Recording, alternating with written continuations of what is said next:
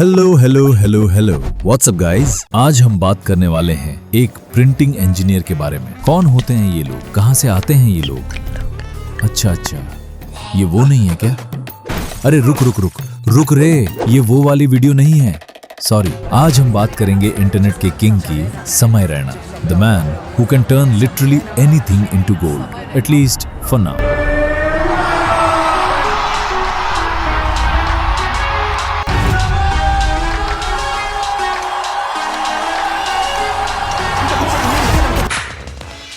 Also it's not one of those ये पैदा हुए फिर ये हुआ फिर सक्सेस मिल गई वाली वीडियो नहीं। और हाँ, ये वीडियो थोड़ी सी लंबी भी हो सकती है, क्योंकि आज हम बात करेंगे decoding latent, breaking down still alive, how Samay made the internet work for him, और सबसे important, how you can also do this if you try. और ऑनेस्टली ये वो टाइप की वीडियो है जो समय रहना खुद भी देखेगा और बोलेगा, भाई ये वीडियो तो यूट्यूब से हटाना पड़ेगा। तो बिना समय वेस्ट किए स्टार्ट करते हैं। सबसे पहला सवाल, how the hell did latent work?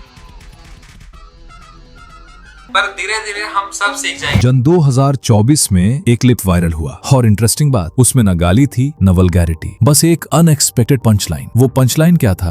और भाई रफ्तार भाई, आपके ग्रैंड पेरेंट्स जिंदा है क्या भाई? भाई मेरे नाना जी तो नींद में मर गए थे यार, कुछ में वो बेटर होता है ब्रो। नहीं मतलब उन्होंने आवाज लगाई थी, हम नींद में थे भाई।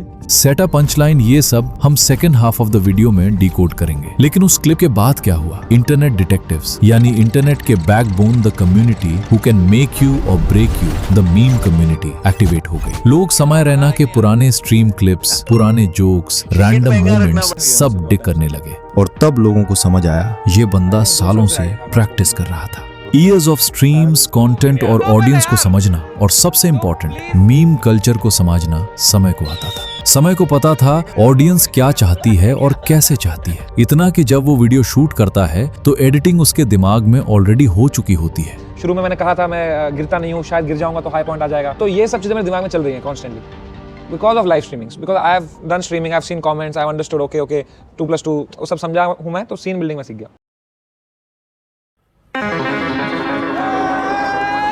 और फिर उसने वही किया जो वो पूरी लाइफ करता आया है, कॉपी पेस्ट। अमित टंडन के जोक थोड़े, निशांत तनवर के जोक सीधा कॉपी पेस्ट थोड़े, और बना दिया शो किल समय, सॉरी इंडियाज गॉट लेटेंट। और यहाँ कई सारे मास्टर स्ट्रोक, जैसे एक मास्टर स्ट्रोक, सबसे पहला गेस्ट रफ्तार। क्यों? Because viral memory. उस वायरल क्लिप को याद रखते हुए लेटेंट में रफ्तार का रोल इंटरेस्टिंग है। कभी कभी जोक से ज्यादा फनी होता है किसी नोन का रिएक्शन देखना, जैसे ऑडियंस की तरफ से बोल रहा हो, ये क्या बोल दिया भाई तूने। मतलब रफ्तार वहां जज नहीं, हम लोगों जो फील कर रहे उसे रिप्रेजेंट कर रहे हो। अब लेटेंट सिर्फ समय के जोक्स का शो नहीं था, ये एक सिमुलेशन था, एक अनप्रेडिक्टेबल एनवायरनमेंट। क्योंकि दूसरे रियलिटी शोज में क्या होता है, कंटेस्टेंट परफॉर्म करता है, फिर जजेस मार्क्स देते हैं, और घर पर ऑडियंस सोच रही होती है, ब्लह इसको 10 क्यों दिया मियां, इसको 5 क्यों दिया रे। क्योंकि ऑनेस्टली हम में से ज्यादा लोग सिंगिंग या डांसिंग के एक्सपर्ट नहीं हैं। लेकिन लेटेंट ने फॉर्मूला उल्टा कर दिया। यहाँ कॉन्टेस्टेंट खुद को मार्क्स देता है और पैनलिस्ट जज करते हैं उनका एक्चुअल लेटेंट या टैलेंट। और कॉन्टेस्टेंट्स भी कैसे कैसे आते रहते हैं, कुछ बिल्कुल जेन जी क्योस एनर्जी वाले, कुछ ब्रेन रोट, कुछ गलती से जेन्युइनली टैलेंटेड, और कुछ टिपिकल रियलिटी शो टाइप। लेकिन समय को पता था शो रोना धोना रियलिटी शो नहीं बन जाना चाहिए, इसलिए उन लोगों से भी कॉमेडी करवा देता था, और खुद भी कभी कभी सिचुएशन को एड्रेस कर देता था।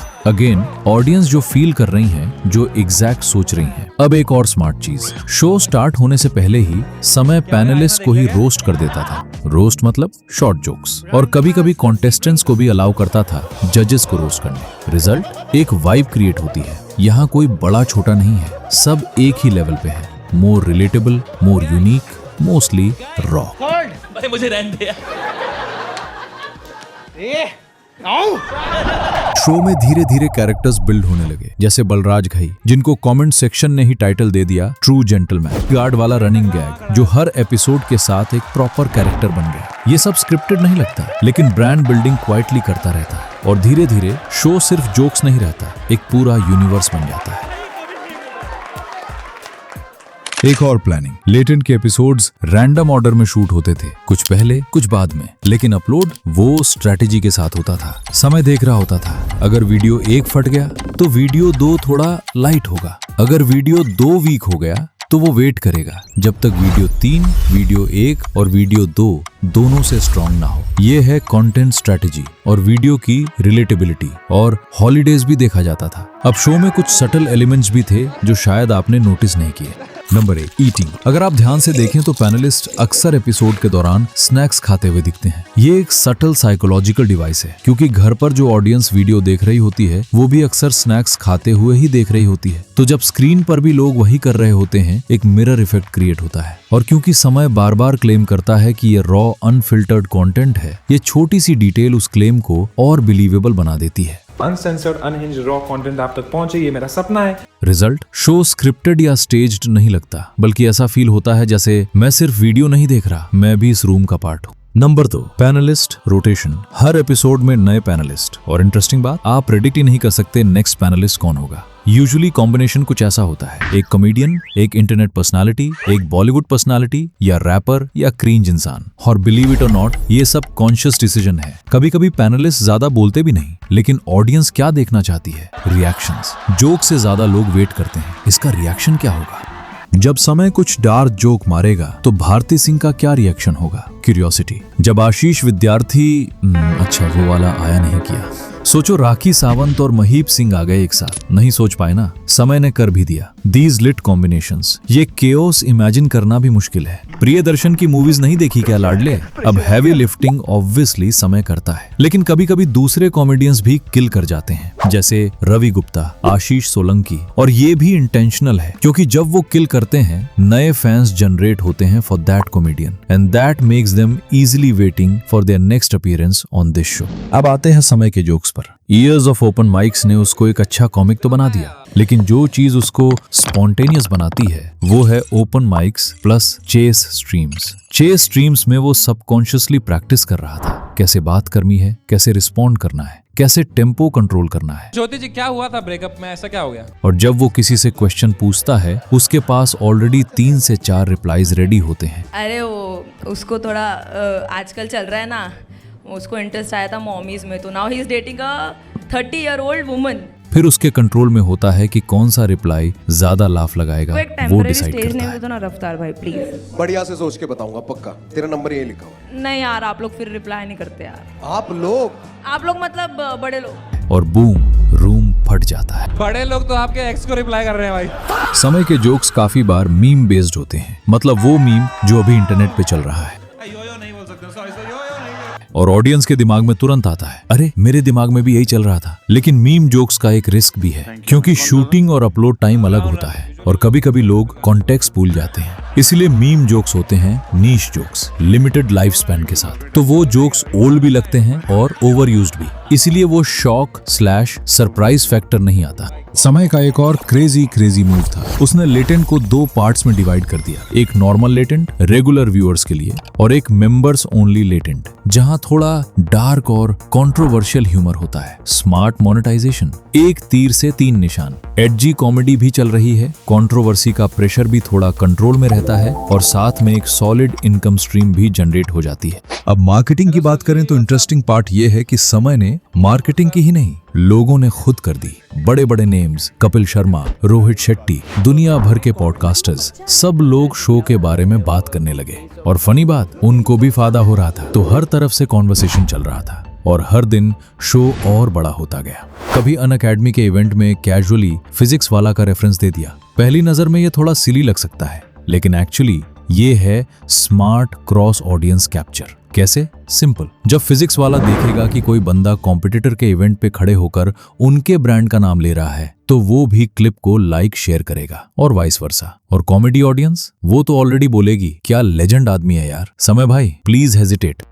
और अगर एल्गोरिदम की बात करें तो समय ने कुछ काफी पावरफुल टेक्निक्स यूज किए। Technique number 1, niche with maximum audience, comedy plus entertainment. India का मोस्ट लव्ड जॉनरा, इतना लव्ड कि लेटेंट के डिलीटेड पर्टेशंस तक वायरल हो जाते हैं। मतलब जो कंटेंट ऑफिशियली एपिसोड में नहीं आया वो भी व्यूज ले रहा है। टेक्निक नंबर 2, रिवॉर्ड सिस्टम, वो नंबर सिस्टम जहां कंटेस्टेंट्स और जजेस नंबर्स देते हैं। सिंपल मैकेनिक, लेकिन ऑडियंस को इन्वेस्टेड रखता है। और साथ में एक और चीज, अनप्रेडिक्टेबल पैनलिस्ट। हर एपिसोड के बाद ऑडियंस के दिमाग में एक ही सवाल, नेक्स्ट एपिसोड में कौन आने वाला है। बस वही है क्यूरियोसिटी लूप। और जब curiosity plus chaos plus comedy एक साथ कंबाइन हो जाए तो यूट्यूब एल्गोरिदम को क्रैश करना मुश्किल नहीं होता। पर जैसे हर सितारा जितनी तेजी से ऊपर उठता है उतनी ही जोर से कभी-कभी नीचे भी गिरता है। Okay, bro, I have another question. Would you rather? Supreme Court observed that such language is not acceptable. Supreme Court pulled up. India's got latent Professional perverts and full-time idiots. How people would like to meet. मेरी family और मुझे अपने prayers में Controversial comedian. Assam police समय रैना के पुणे वाले घर पहुंच एडिटर को भी नहीं छोड़ा जा रहा है। जुबान काटने वालों को 1 लाख रुपए का इनाम। माफी लायक शब्द है ही नहीं। माफ करना चाहिए। और एग्जैक्टली उसी फेज के बाद आता है स्टिल अलाइव, एक कमबैक स्पेशल बाय समय Raina. Please welcome on stage, Samay Rana.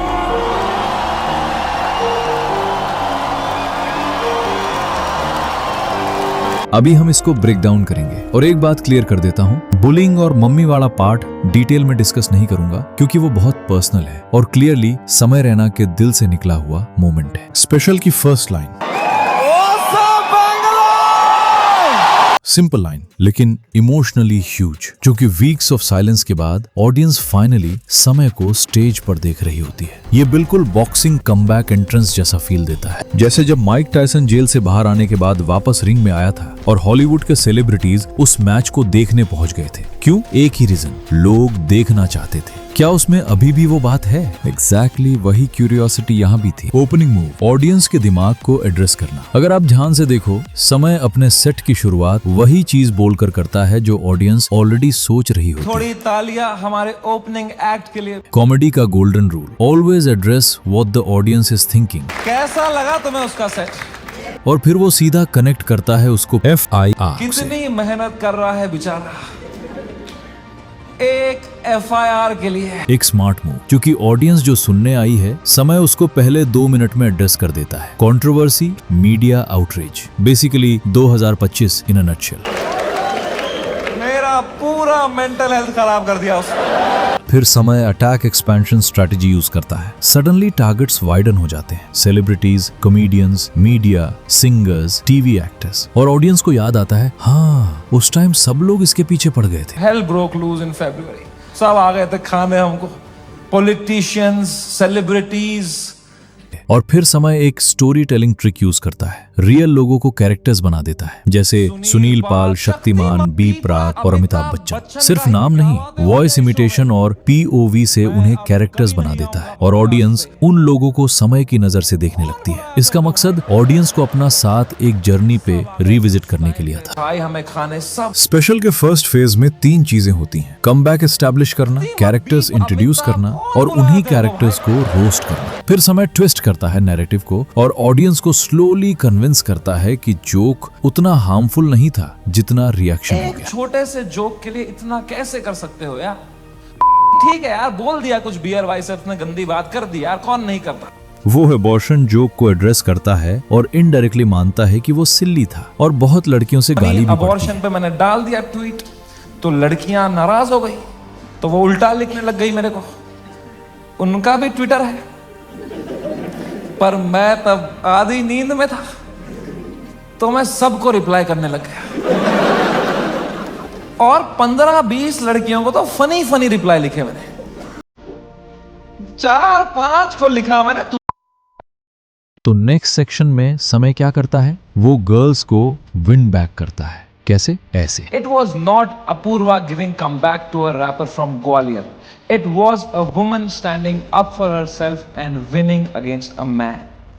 फिर स्पेशल एक डीपर डायरेक्शन ले लेता है, इंटरनेट कैरेक्टर थियरी। समय एक्सप्लेन करता है कि इंटरनेट पर हर कोई एक कैरेक्टर प्ले करता है। अगर एक सेक्शन तुम्हें एक पर्सनालिटी के लिए पसंद करता है और तुम दूसरे सेक्शन के सामने पर्सनालिटी चेंज कर देते हो तो फिर तुम किसी के भी नहीं रहते। इसलिए इंटरनेट पर्सनालिटीज अपना कैरेक्टर मेंटेन करते हैं, चाहे प्रेशर कितना भी हो, telling people how and who he is in reality. Non vegetarian veg खा सकता है। Curiosity exploitation. जब कौन बनेगा करोड़पति का episode hosted by Amitabh Bachchan आया, इंटरनेट स्पेकुलेट कर रहा था समय के दिमाग में अमिताभ बच्चन के बारे में क्या अनहिंग जोक्स चल रहे होंगे। समय ने वो क्यूरियोसिटी नोटिस की और फिर वही जोक्स स्पेशल में इंट्रोड्यूस कर दी। Classic curiosity pair. आपने इतना पोलियो का ऐड किया, फिर भी अपने बेटे को पांव पे क्यों नहीं खड़ा कर पाए साहब? फिर स्पेशल वापस एक अनरिजॉल्व्ड क्वेश्चन पर आता है, रणवीर अलाहाबादिया वाला मोमेंट। ऑडियंस का सवाल था, अगर क्वेश्चन प्रॉब्लमैटिक था तो एडिट क्यों नहीं किया, और समय फाइनली उसका आंसर देता है। अब बहुत लोग मिलते हैं मुझसे तो एक सवाल पूछते हैं कि समय भाई, अगर आप में इतना ही दिमाग है तो आपने बियर बाइसेप्स का वो घटिया सवाल हटाया क्यों नहीं एडिट से? मैं तुम्हें मां की कसम सच बताता हूं, उस एपिसोड में बियर बाइसेप्स ने वो सवाल 8 बार पूछा था। ऑलमोस्ट स्टोरी की तरह ऑडियंस को उस पेनफुल फेज से वॉक कराता हुआ। ये पार्ट स्पेशल का इंटरवल जैसा फील देता है। मैं कहा,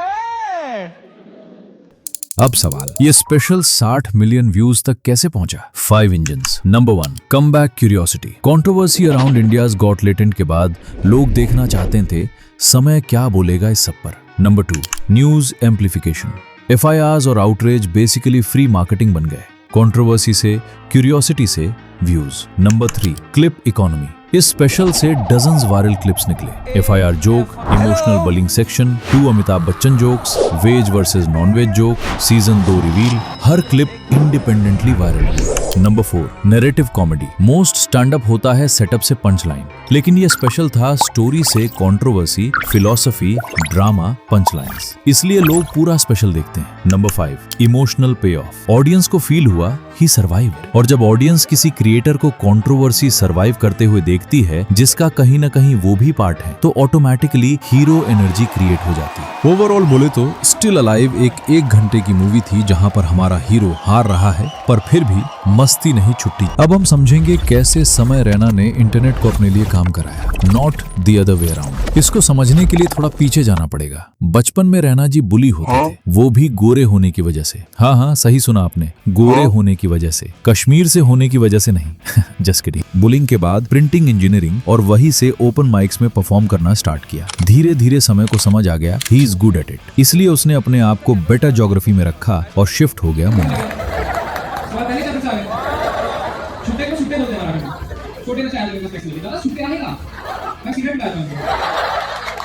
मुंबई में वो बड़े कॉमिक्स के लिए ओपन करने लगा, जैसे अनिर्बान दासगुप्ता, उपमन्यु। ऐसे ही समय ने आधी कॉमेडी कम्युनिटी से कनेक्शंस बना लिए। विजिबिलिटी बढ़ाने के लिए उसने पार्टिसिपेट किया कॉमिक स्टैंड में। समय रहना all the way from Pakistan, Kashmir,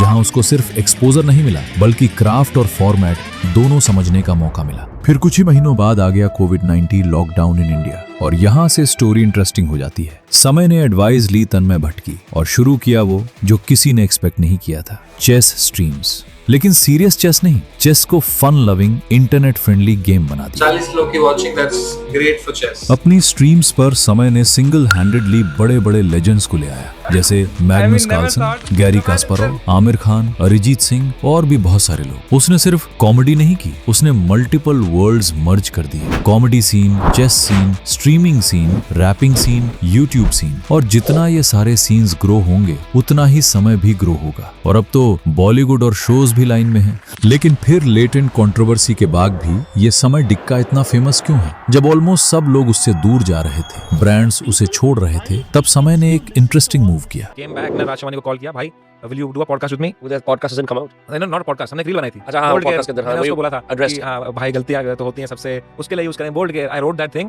knowing that this will go viral like anything, other brands will see, they will say do this with us also. तो I manufactured that. मैंने बोल्ड के is my good friend, मैंने उससे बहुत कम पैसे लिए उस time, कि मैंने कहा बस तू मेरे साथ ये रील करेगा ना, ये रील फटेगी तो बाकी ब्रांड से मैं ज्यादा पैसे लेगा। सिग्नल सिंपल था, रेलेवेंस छोड़ना नहीं है, ऑडियंस के फीड में आते रहना है। पर कंट्रोवर्सी के बाद में बात नहीं करनी है। That's for still alive special. तो स्टिल अलाइव इतना वायरल क्यों हुआ? एक रीजन था स्ट्रेटेजिक टाइमिंग। टफ फेज के दौरान समय ने कुछ पॉडकास्ट और शोज किए, लेकिन क्रिएटर्स को अपलोड करने नहीं दिया, जैसे दोस्त कास्ट का पॉडकास्ट, चलचित्र टॉक्स पॉडकास्ट, बोतेज सिस्टर का vlog, the Kapil Sharma show का अपीयरेंस, सब अपलोड में डिले हुए, पर रिकॉर्डिंग कब का हो चुका था। फिर जब स्टिल अलाइव रिलीज हुआ, स्पेशल देखने के बाद ऑडियंस में एक वैक्यूम क्रिएट हो गया। We want to see more of Samay. और जैसे ही बाद में वो पॉडकास्ट रिलीज हुए, पॉडकास्टर्स को भी मैसिव व्यूज मिले, शोज को भी ट्रैक्शन मिला और समय की पॉपुलैरिटी और बढ़ गई। Honestly brilliant master stroke. अब समझते हैं आप कैसे कॉमेडी कर सकते हो। वैसे तो कॉमेडी एक साइंस है जिसका आउटपुट आर्ट होता है, लेकिन टेंशन मत लो, रॉकेट साइंस भी नहीं है। और हाँ, यहाँ हम ये डिस्कस नहीं करेंगे कि गाली देकर फेमस कैसे होना है, क्योंकि कॉमेडी में 2 बेसिक चीजें हमेशा याद रखना। पहला, कॉमेडी इज सब्जेक्टिव, मतलब जो एक बंदे को फनी लगे वो दूसरे को बिल्कुल भी फनी नहीं लग सकता। और दूसरा, comedy is a serious business. अब कॉमेडी के कुछ मैकेनिक्स होते हैं, जैसे कैडेंस, मतलब जोक बोलने का रिदम। अच्छे कॉमिक्स थोड़ा म्यूजिक जैसा बोलते हैं, ता ता ता ता ता ताड़ा। इसी रिदम में जोक लैंड करता है। दादा आपने काट लिया, ठीक है, एक बार बोला आप इतना हंसे, अब समय ऐसे बोलेगा कि मेरे दादा की सामने काट लिया भाई। Then find your voice. आपका पर्सपेक्टिव क्या है? Observational, self deprecating, story telling, political. फिर आता है structure of a joke. Simple formula, setup और पंच लाइन। सेटअप एक अजम्पशन बनाता है और पंच लाइन उस अजम्पशन को तोड़ देता है। जैसे हम एक बार साथ में बैठे हुए थे एंड शी इज लाइक, ओए कोई मोमेंट बना। मतलब क्या रिलेशनशिप्स में मोमेंट्स होते हैं ना? मैं कहा होते हैं क्या, तो बना। फिर मैंने कहा कि अभी तो गाड़ी चला रहा हूँ, इस टाइम कहाँ से मोमेंट बनाऊँ? क्या यही तेरी प्रॉब्लम है कि तू गाड़ी चलाते टाइम कुछ बोल ही नहीं रहा? अब क्योंकि तू कुछ बोल नहीं रहा, ये ड्राइव मुझे बाद में याद ही नहीं रहेगी। God is not saying anything, there's nothing memorable about this drive to remember later. ये सेटअप था और ये पंच लाइन है। तो मैंने खंबे में गाड़ी ठोक दी। आपको इकोनॉमी ऑफ वर्ड्स यूज करना है। मैं बहुत डर गया था कि जगह बोलो मेरी सोल लॉग आउट हो गई, या फिर आप ऑक्सीमोरॉन यूज करो, जैसे silent screaming, 2 offside truths. Sarcasm तो पता ही होंगे तन्नू। कॉमेडी को कोलिजन्स पसंद होते हैं, confidence plus stupidity, serious tone plus absurd topic, tiny problem plus dramatic reaction. सोचो आप पहला ओपन माइक कर रहे हो, माइक पकड़ा, स्टेज पे चढ़े और फिर बोलते हो। ऑब्वियसली नहीं। आपने सबसे पहले घबराना नहीं है। ऑलवेज स्टार्ट स्ट्रॉन्ग करना पड़ता है। यूजुअली अपीयरेंस, वेन्यू या कोई चीज जो ऑडियंस ने नोटिस की हो पर किसी ने बोला नहीं, उस चीज को एड्रेस करके सेट स्टार्ट करो। जैसे ये सुनो, maximos are always so full, one uncle adjusted my backpack like we were raising it together. आजकल डार्क जोक्स भी काफी चलते हैं। डार्क जोक वो होता है जो फियर को ब्रेक करे, आपको अनकंफर्टेबल भी करे और हंसा भी दे। मधुर के पापा आ गए क्या? One liners, short sharp jokes. India में इसका किंग माना जाता है Vishal Dayal, a great writer. Lines जैसे एंजाइटी संभाले या करियर, या डबल चिन छुपाने के लिए इतना टॉप एंगल लिया बॉल्ड स्पॉट दिखने लग गया। फिर आता है कैरेक्टर कॉमेडी, जहां कॉमेडियन एक पर्सनालिटी प्ले करता है, एंग्री गाय, सख्त लौंडा, lazy guy. Voice plus emotion plus jokes that only suits you, जैसे Ravi Gupta, Andy Kaufman, James Acaster और अभिषेक उपमन्यु।